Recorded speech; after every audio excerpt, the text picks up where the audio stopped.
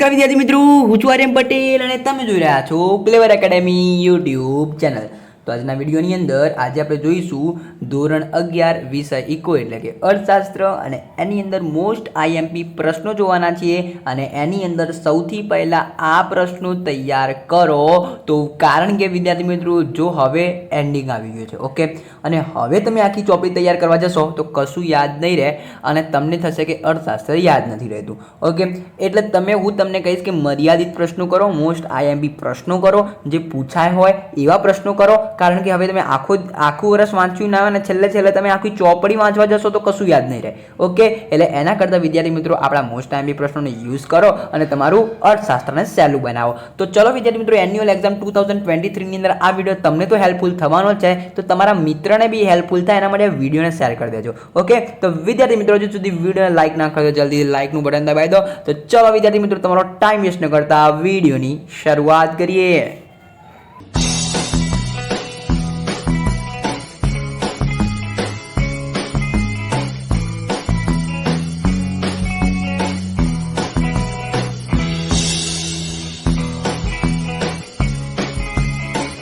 તો જો વિદ્યાર્થી મિત્રો આ વિડીયોની અંદર હું તમને આઈએમપી તો આપી દઈશ, પરંતુ હજુ સુધી તમે એકાઉન્ટ અને સ્ટેટના આઈએમપી નથી જોયા તો જલ્દીથી જાઓ અને જોઈ લો। બંનેના વિડીયો આવી ચૂક્યા છે, ઓકે। નીચે ડિસ્ક્રિપ્શનમાં લિંક આપી દઈશ, એ પ્લેલિસ્ટ તમારી માટે તૈયાર કરેલું છે।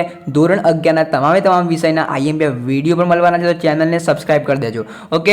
તો વિદ્યાર્થી મિત્રો અર્થશાસ્ત્રની અંદર હું તમને કહ્યું કે બ્લુ પ્રિન્ટ મુજબ હું તમને નહીં આપું, બરોબર। જો તમારે બ્લુ પ્રિન્ટ પ્રમાણે તૈયારી કરવી હોય તો હું તમને બ્લુ પ્રિન્ટ તો કહી દઈશ, પરંતુ બ્લુ પ્રિન્ટ પ્રમાણે હું તમને નહીં આપું, કારણ કે જે હું તમને પ્રશ્ન આપું એ તમે તૈયાર કરીને જશો તો તમને ગમે તે રીતે પૂછાશે પેપર, તમને આવડશે, ઓકે। તો વિદ્યાર્થી મિત્રો હું તમને તમારે બ્લુ પ્રિન્ટ તૈયાર કરવી હોય તો બ્લુ પ્રિન્ટ બી તમે કરી શકો, ઓકે। હું તમને બ્લુ પ્રિન્ટ બી કહી દઈશ, એટલે તમારે ક્યાંય જવું પડશે નહીં। તો જો વિદ્યાર્થી મિત્રો પહેલાં આપણે વાત કરી લઈએ સેક્શન નંબર સી। તો સેક્શન નંબર સીની અંદર કયા ચેપ્ટર આવશે? તો સેક્શન નંબર સીની અંદર ચેપ્ટર નંબર 2, 3, 4, 5, 6 અને 8, ઓકે। આ વાત થઈ ગઈ વિદ્યાર્થી મિત્રો સેક્શન સીની। વાત કરીશું મારા વાલા વિદ્યાર્થી મિત્રો સેક્શન નંબર ડીની। તો સેક્શન નંબર ડીની વાત કરી લઈએ તો ચેપ્ટર નંબર 1, 2, 4, 5, 6, 8, 9 અને 11 આ સાચા ચેપ્ટર છે, એકદમ સચોટ બ્લુપ્રિન્ટ છે, તો જોઈને જજો, બરોબર। 1, 2, 4, 5, 6, 8, 9 અને 11, okay. Section number E last સેક્શનની વાત કરી લઈએ તો સેક્શન નંબર ઈની વાત કરી લઈએ તો ચેપ્ટર નંબર 3, 7, 10 અને 11, ઓકે। તો આ થઈ જશે તમારા સેક્શન નંબર ઈ, તો આ થઈ જશે સી, ડી અને ઈ। તો વિદ્યાર્થી મિત્રો સેક્શન નંબર એ અને બી તો તમારે સ્વાધ્યાયના તમામ ચેપ્ટર કરી દેવાના, 11 ચેપ્ટર, એટલે તમારું સોલ્યુશન થઈ જશે સેક્શન એ અને બીનું। તો વિદ્યાર્થી મિત્રો આ વાત થઈ ગઈ બ્લુ પ્રિન્ટની। જો તમારે આ આઈએમપી પ્રમાણે બ્લુ પ્રિન્ટ પ્રમાણે તૈયાર કરવી હોય તો હવે બ્લુ પ્રિન્ટ બી તમારે તૈયાર કરી શકો છો, અને જો મેં તમને આઈએમપી આપ્યા એ બધા પ્રશ્નો તમારે તૈયાર કરવા હોય તો બી તમે તૈયાર કરી શકો છો, ઓકે। ચેપ્ટર નંબર 1 આપણે ચેપ્ટર વાઇઝ જઈશું, અર્થશાસ્ત્ર વિષય પ્રવેશ, એની અંદર સેક્શન એ અને બી તમારે સ્વાધ્યાય જ કરવાના રહેશે। તો અહીંયા હવે 2 ગુણ માટેના પ્રશ્નો આપણે જોઈશું। તો એની અંદર પહેલો આર્થિક અને બિનઆર્થિક પ્રવૃત્તિ વચ્ચેનો તફાવત, પછી એકમ અને સમગ્રથી અર્થશાસ્ત્ર વચ્ચેનો તફાવત, અને કૌટિલ્યની વ્યાખ્યા, અને જુદા જુદા અર્થશાસ્ત્રની જે વ્યાખ્યા આપેલી છે એ તમને પૂછાઈ શકે છે। ધારો કે વિદ્યાર્થી મિત્રો અહીંયા તમે જોઈ શકો કે માર્શલની વ્યાખ્યા પૂછાય, એડમ સ્મિથની વ્યાખ્યા પૂછાય, એવી વ્યાખ્યાઓ તમને પૂછાઈ જતી હોય છે 2 માર્ક્સની અંદર। જો 3 ગુણની વાત કરી લઈએ તો અર્થશાસ્ત્ર વિષયનું મહત્વ મોસ્ટ ઇમ્પોર્ટન્ટ ક્વેશ્ચન રહેશે, અને એડમ સ્મિથ અને માર્શલે આપેલી અર્થશાસ્ત્રની વ્યાખ્યા તમને 3 ગુણની અંદર બી પૂછાય અને 2 ગુણની અંદર બી પૂછવાની શક્યતા રહેલી છે। 5 માર્ક્સની વાત કરીએ તો 5 ગુણની અંદર આ ચેપ્ટરમાંથી પૂછાતું નથી, પરંતુ જો તમારે તૈયાર કરવો હોય તો 25માં અર્થશાસ્ત્રના ઉદ્ભવ અને વિકાસ વિશે ટૂંકમાં માહિતી જણાવો, ઓકે। જો તમારે મેં તમને કીધું એ પ્રમાણે બ્લુ પ્રિન્ટ પ્રમાણે જો તમારે તૈયારી કરવી હોય તો આ પ્રશ્નને અડતા નહીં, અને જો તમારે આપણા આઈએમપી મુજબ તૈયારી કરવી છે તો સહી છે, આ તમે આ તૈયાર કરી શકો છો, ઓકે। તો આપણા આઈએમપી મુજબ તમે તૈયારી કરશો તો એનો તમને ફાયદો ક્યાં થશે? તમારું પેપર ગમે તેવું આવશે, હાર્ડ આવશે, ગમે ત્યાંથી આવશે, તમને આ આઈએમપી આપણા કામમાં લાગશે. ચેપ્ટર નંબર 2 મૂળભૂત ખ્યાલો અને સંકલ્પનાઓ. મેં તમને કીધું પ્રમાણે સેક્શન એ બી તમારા સ્વાધ્યાયમાંથી કરવાના રહેશે. 2 ગુણ માટેના જોઈ લઈએ. ખાનગી અને જાહેર વસ્તુનો તફાવત, પ્રો માર્શલના મતે સંપત્તિનો અર્થ અને ઉત્પાદનના સાધન સંદર્ભમાં શ્રમનો અર્થ. તો આ 3 પ્રશ્નો તમારા થઈ જશે. 3 ગુણની વિદ્યાર્થી મિત્રો વાત કરી લઈએ તો વસ્તુઓના પ્રકારો જણાવી ઉદાહરણ આપો, સંપત્તિના પ્રકારો જણાવી ઉદાહરણ આપો, વેપાર ચક્રો. જો વિદ્યાર્થી મિત્રો વેપાર ચક્ર એકદમ મોસ્ટ ઇમ્પોર્ટન્ટ, બરોબર, બધાના કરતાં મોસ્ટ ઇમ્પોર્ટન્ટ, બરોબર. જો ચેપ્ટર નંબર 2 જે છે એમાંથી તમને 5 ગુણનો પ્રશ્ન નથી પૂછાતો, પરંતુ 3 ગુણમાં હું તમને કહીશ કરી જજો. આ તો તમારે કરવાના છે. ઉત્પાદનનો અર્થ આપી ઉત્પાદનના સાધનો, જમીન, મૂડી, શ્રમ, નિયોજક, આ જે છે સાધનો એ તો મોસ્ટ ઇમ્પોર્ટન્ટ જ છે.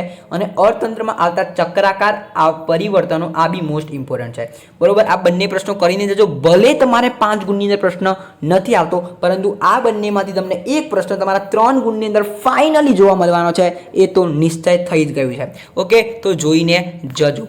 ચેપ્ટર નંબર 3 માંગ. તો એની અંદર સેક્શન એ બી તમને ખબર જ છે. 2 ગુણની અંદરની વાત કરીએ તો માંગ વિધેય, માંગની મૂલ્ય સાપેક્ષતા માપવાની રીતો, જે તમને 5 રીતો આપેલી છે એ તમારે કરવાની છે. વ્યક્તિગત માંગ અને બજાર માંગનો અર્થ, ગિફન વસ્તુ એટલે શું, પ્રતિષ્ઠા મૂલ્ય એટલે શું. આ તમને સેક્શન બી ની અંદર બી પૂછાય, સેક્શન સી ની અંદર બી પૂછાઈ શકે છે. વાત કરીશું 3 ગુણની તો માંગમાં વિસ્તરણ સંકોચનનો આકૃતિ સહિત સમજાવો, માંગમાં વધારો ઘટાડો. આ બેમાંથી તમને એક પ્રશ્ન ફાઇનલી જોવા મળવાનો છે ચેપ્ટર નંબર 3 માંથી, બરોબર. તો વિદ્યાર્થી મિત્રો ભલે અહીંયા સેક્શન ડી ની અંદર તો છે નહીં, પરંતુ સેક્શન ઈ ની અંદર જોવા મળી શકે છે. ઓકે, તો યાદ રાખી લેજો, માંગનું વિસ્તરણ સંકોચન અને માંગનો વધારો ઘટાડો ફાઇનલી તમને જોવા મળવા છે, અને માંગના અપવાદો.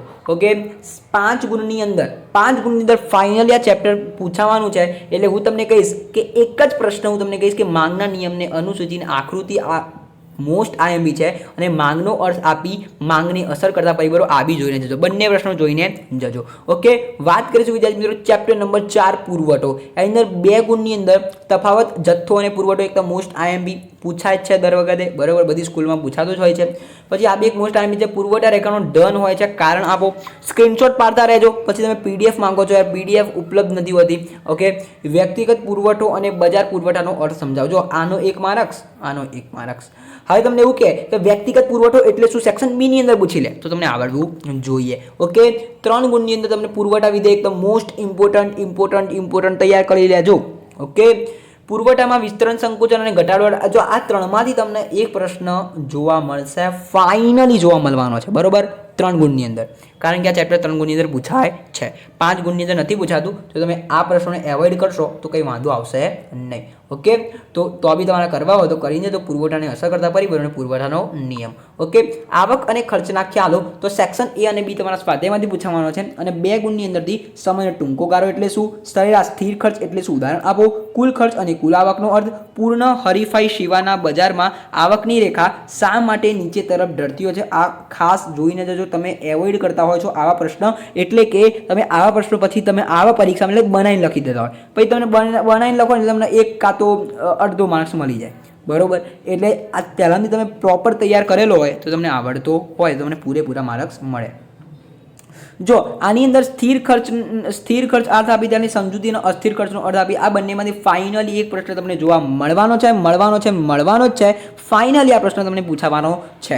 ઓકે, અને ઉત્પાદનના ખર્ચના વિવિધ ખ્યાલોની સમજૂતી આપો, આ પણ એક પ્રશ્ન જોઈને જજો. વાત કરીશું વિદ્યાર્થી મિત્રો ચેપ્ટર નંબર 6 બજારની. તો સેક્શન એ અને બી તમને ખબર છે, સ્વાધ્યાયમાંથી તમારે કરવાના છે. 2 ગુણની વાત કરીએ તો પૂર્ણ હરીફાઈના સંદર્ભમાં વાહન વ્યવહારનો ખર્ચ, ઇજારાયુક્ત હરીફાઈ અને ઇજારાના સંદર્ભમાં પેઢી એજ ઉદ્યોગ સમજાવો. તો મોસ્ટ ઇમ્પોર્ટન્ટ છે પેઢી એજ ઉદ્યોગ સમજાવો. જો જે પ્રશ્ન ઉપર હું ભાર મૂકીને જાઉં છું એ ફાઇનલી એ પ્રશ્ન કરવાના છે, અને મોસ્ટ આઈએમપી હોય એ પ્રશ્નો તમારે ગોખી દેવાના. એટલે તમારે ગમે તેમ તૈયારી કરો. ઓકે, ગમે તેમ બને તો જુઓ, તમે ગમે તેમ તૈયારી કરો, ગમે તે રીતે તમે ગોખો ના ગોખો એવું બધું લેવા દેવા નહીં. આપણે તો સપ્લિમેન્ટરીની અંદર જવાબ લખાવો જોઈએ, બરોબર. શું કહેવું, પ્રશ્નનો જવાબ સપ્લિમેન્ટરીમાં લખાવવો જોઈએ. ઓકે, 3 ગુણની વાત કરી લઈએ તો પૂર્ણ હરીફાઈ અને ઇજારાનો તફાવત. ઇજારાયુક્ત હરીફાઈના 3 લક્ષણો, અલ્પ હસ્તક ઇજારાના 3 લક્ષણો અને હરીફાઈ આધારિત બજારનું વર્ગીકરણ. જો બજારનું વર્ગીકરણ મોસ્ટ આઈએમપી રહેશે, પૂર્ણ હરીફાઈ ઇજારાનો તફાવત બી મોસ્ટ આઈએમપી રહેશે. બજારનો અર્થ આપી તેના લક્ષણો અને બજારનું વર્ગીકરણ સવિસ્તર સમજાવો. જો તમે આમાંથી તમારે બજારનો અર્થ આપીને લક્ષણો કરજો, આ નહીં કરો તો કંઈ વાંધો આવશે નહીં. કારણ કે 5 ગુણની અંદર આ ચેપ્ટર પૂછાતું છે નહીં. હવે જો વાત કરીશું મારા વાલા વિદ્યાર્થી મિત્રો chapter number 6. Okay, chapter number 6 તમારે સેક્શન ડી ની અંદર પૂછાય છે, સેક્શન ઈ ની અંદર પૂછાતું નથી. ચેપ્ટર નંબર 7 તમને પૂછાશે ભારતીય અર્થતંત્ર, એ તમને પૂછાશે 5 ગુણની અંદર, અને ખાસ કરીને 3 ગુણની અંદર તો પૂછાશે નહીં, અને 2 ગુણની અંદર બી નહીં પૂછાય, ખાલી 5 ગુણની અંદર જોવા મળશે. તો તમે આ બધા પ્રશ્નો નહીં કરો તો કંઈ વાંધો નહીં, પરંતુ તમારે કરવા હોય તો કરી શકો. હોમ ચાર્જીસ એટલે શું? ભારત ખેતી પ્રધાન દેશ છે, સમજાવો. ભારતની પ્રાચીન નિકાસો જણાવો. ટૂંક નોટ લખો. રેલવેનો વિકાસ ટૂંક નોટ લખો. રાષ્ટ્રીય આવકમાં વિવિધ ક્ષેત્રોનો ફાળો અને ભારતમાં પાયાની સુવિધા. હવે જો 5 ગુણની અંદર મોસ્ટ આઈએમપી આ 2 પ્રશ્નો તમારે કરવાના જવાના છે, સ્વાતંત્ર્ય પૂર્વે અને સ્વાતંત્ર્ય પછી. ભારતીય અર્થતંત્રની સમજૂતી, આ બંનેમાંથી એક પ્રશ્ન તમને ફાઇનલી જોવા મળવાનો છે સેક્શન ઈ ની અંદર. એ તો ફાઇનલ થઈ ગયું છે, પહેલાંથી ડન થઈ ગયું છે. ઓકે, પહેલાંથી પેપરમાં આ પ્રશ્નો તમને જોવા મળશે. ઓકે, હું તમને ખુલ્લા ડંકારે કહું છું, સ્વાતંત્ર્યવાળા 2 પ્રશ્નોમાંથી એક પ્રશ્ન તમને જોવા મળવાનો જ છે. બરોબર, ગમે તે કરી લો. ચેપ્ટર નંબર 8 આર્થિક સુધારાઓ, એની અંદર સેક્શન એ બી તમારે સ્વાધ્યાયમાંથી આવશે. 2 ગુણ માટે આર્થિક સુધારાનો અર્થ આપી તેના પાસા જણાવો. જો આ જે ચેપ્ટર છે તો તમારા માટે થોડું ઇમ્પોર્ટન્ટ કહી શકાય, તો જોઈ લેજો. આર્થિક સુધારાનો અર્થ, ભારતમાં 1991માં આર્થિક સુધારા કરવાની ફરજ પડી, શા માટે?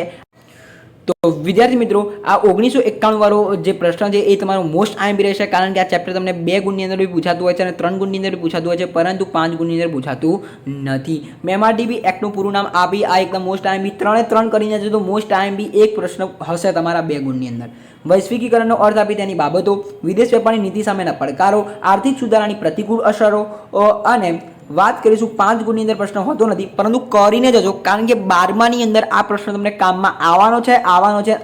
ફાઇનલ કામમાં આવવાનો છે. ઉદારીકરણ અને ખાનગીકરણ બંને કરીને જજો, કારણ કે 12મા તમારે ભણવાનું છે ને, 12મું ભણવાનું છે ને, તો બસ 12મામાં કામમાં લાગશે જ, તમારી મહેનત પાણી વળશે નહીં. ઓકે, તો વિદ્યાર્થી મિત્રો ચેપ્ટર નંબર 9 રાષ્ટ્રીય આવક, એની અંદર 2 ગુણની વાત કરીએ તો પ્રોપીગુ કોને રાષ્ટ્રીય આવક કહે છે, એક મોસ્ટ આઈએમપી. અને આ 4 તફાવત મોસ્ટ આઈએમપી. તમે કહો 4 તફાવત કરવાના, ભાઈ 4 તફાવતમાં એક તફાવત તમને મળવાનો જ છે પરીક્ષાની અંદર. બરોબર, તમને 3 ગુણની અંદર પૂછે કે 2 ગુણની અંદર પૂછે, પણ આ તફાવત તમને આમાંથી એક તફાવત પૂછાવાનો છે, ફાઇનલ પૂછાવાનો છે.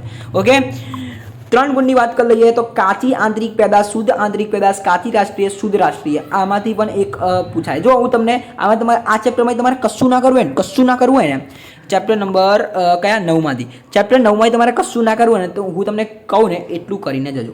જો એક તો આ ચક્રાકાર પ્રવાહ કરીને જજો ફાઇનલ. બરોબર, પછી આજે કાચી આંતરિક પેદાશ, શુદ્ધ આંતરિક પેદાશ, કાચી રાષ્ટ્રીયના આ ટૂંકનોટમાંથી એક ટૂંકનોટ પૂછાશે.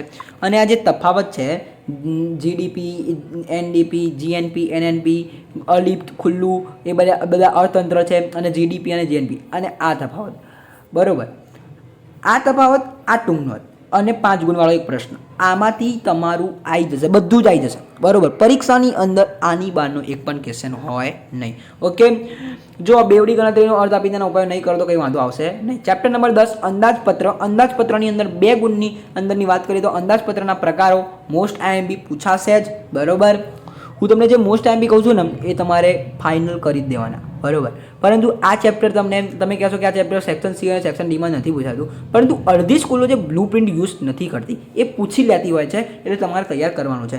પૂરક દ્વારા અંદાજપત્રના ફાયદા, અંદાજપત્ર દ્વારા સંપત્તિની પુનઃવહેંચણી કઈ રીતે થઈ શકે છે સમજાવવું. તો આ છે 2 ગુણના.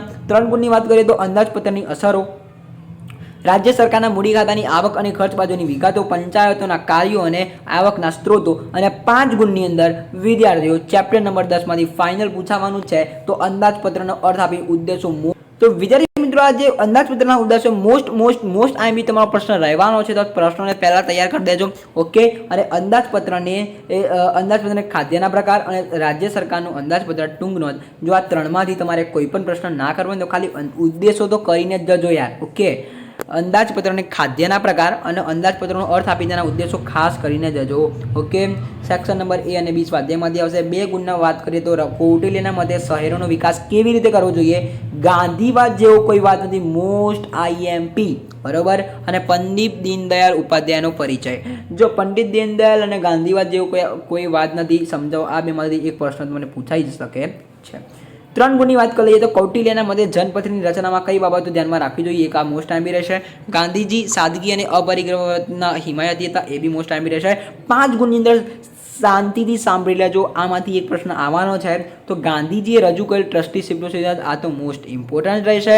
મોસ્ટ આઈએમપી, કારણ કે આ પ્રશ્ન જો તમારી પરીક્ષાની અંદર નહીં પૂછાય ને તો 12માની અંદર તમારે બોર્ડની પરીક્ષાની અંદર તો આ પ્રશ્ન આવવાનો છે, બીએની અંદર આવશે, બરોબર. પછી યંત્રના ઉપયોગ સંબંધિત ગાંધીજીના વિચારો અને કૃષિ, પશુપાલન અને ઉદ્યોગ અંગેના કૌટિલ્યના વિચારો. તો આટલા પ્રશ્નો જોઈને જજો, કરીને જજો, બરોબર. પછી કહેતા નહીં કે આપણા આઈએમપીમાંથી ના આવ્યું, તમે તૈયાર નહીં કરો તો આવવાનું જ ક્યાંથી છે, બરોબર. તમને આવી જશે ને તો તમને ખબર નહીં પડે કે આ પ્રશ્ન આવી ગયો. ઓકે, તો હું તમને કહું છું તૈયાર કરીને જજો. જો આટલા પ્રશ્નો તમે તૈયાર ના થતા હોય ને તો બ્લુ પ્રિન્ટ વાઇઝ કરો. શું કરો? બ્લુ પ્રિન્ટ વાઇઝ કરો. ઓકે, ધારો કે બ્લુ પ્રિન્ટની અંદર સેક્શન ઈ, સેક્શન વાઇઝ જાઓ. સેક્શન ઈની અંદર 3, 7, 10, 11 તો આપણા આઈએમપી જે સેક્શન ઈના છે 3, 7, 10, 11 ના કરી દો, બરોબર. એટલે તમારું કામ પૂરું થઈ જાય, બરોબર. એ સેક્શન ડી, સેક્શન સી એવી રીતે કરો. અને સેક્શન એ અને બી તમારે સ્વાધ્યાય ના જ કરવાના છે, બીજા કોઈ આડાવડા પકડવાના નથી. ડાયજેસ્ટ ગાઈડના ના કરતા, સેક્શન એ અને બી ફક્ત અને ફક્ત સ્વાધ્યાય ના જ કરજો. ઓકે, તો વિદ્યાર્થી મિત્રો વિડીયો થોડો પણ હેલ્પફુલ થયો હોય, થોડો લાંબો બની ગયો છે, પરંતુ થોડો હેલ્પફુલ થયો તો વિડીયો લાઈક કરજો, ચેનલની અંદર નવા તો ચેનલને સબસ્ક્રાઈબ કરજો, બે લાઇકને જલ્દી પ્રેસ કરી દેજો. તો વિદ્યાર્થી મિત્રો મળીશું નેક્સ્ટ વિડીયોમાં. ત્યાં સુધી good bye, take care, all the best.